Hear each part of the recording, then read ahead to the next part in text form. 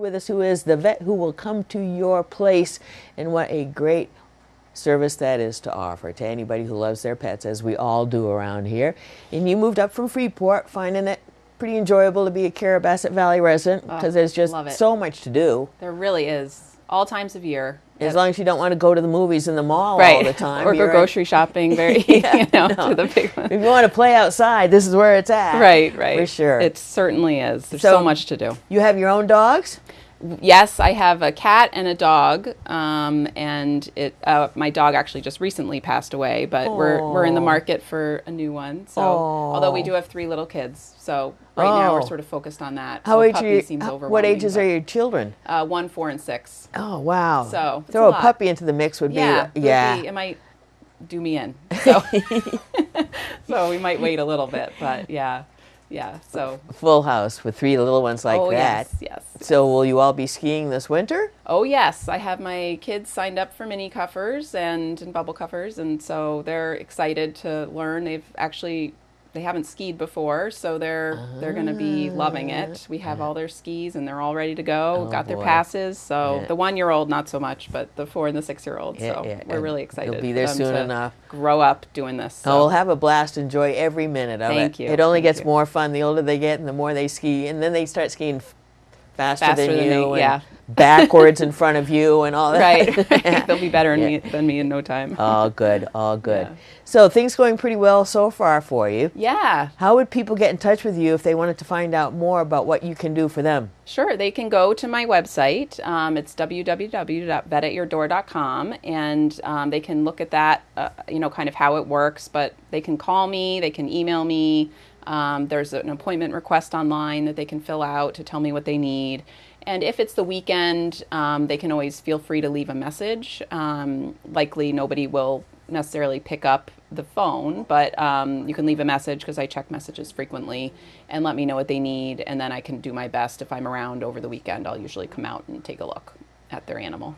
What about seeing somebody who has been using somebody else for a veterinarian? So I work a lot with other local veterinarians, and they can fax records to me. I can fax records back to them. So I work in tandem with a lot of local veterinarians or veterinarians from Cumberland County as well, because I'm very familiar with them as well. So that's usually, communication is really important when it comes to taking care of an animal. So to do records back and forth is really important. Because I think that's obviously going to be an issue with most of us, because we have a veterinarian somewhere else.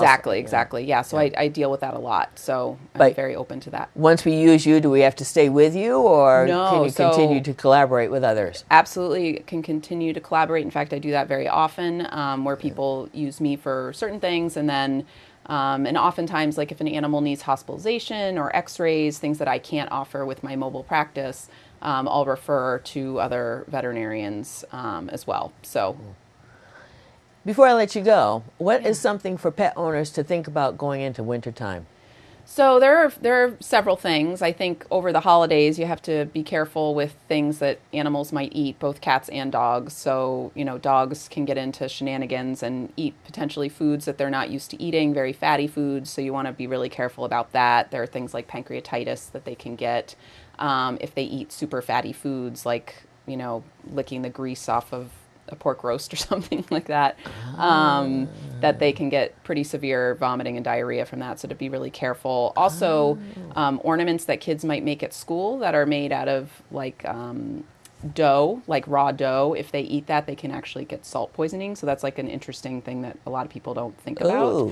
And cats with tinsel and things on the trees, they love to play. My cat loves to play with the tree. So just be really careful of that, because they can get impactions in their belly, in their intestines. Not good to get tinsel down a cat's gut, I would imagine. No, you have to. But it does happen. It does, and it can really throw them for a loop, and surgery is often indicated. So what about paws out in the cold? So paws out in the cold, yeah. So they they're built pretty rugged. Dogs are, but sometimes those little booties that you can buy can be protective. The ice, or the salt rather, that they use for the roads, that can be really abrasive to their paws. So you want to kind of, if they're going to be walking on salted roads, to really put those booties on is a good idea. And you can buy those little booties at a lot of different pet shops and things like that. So it's not just for fashion.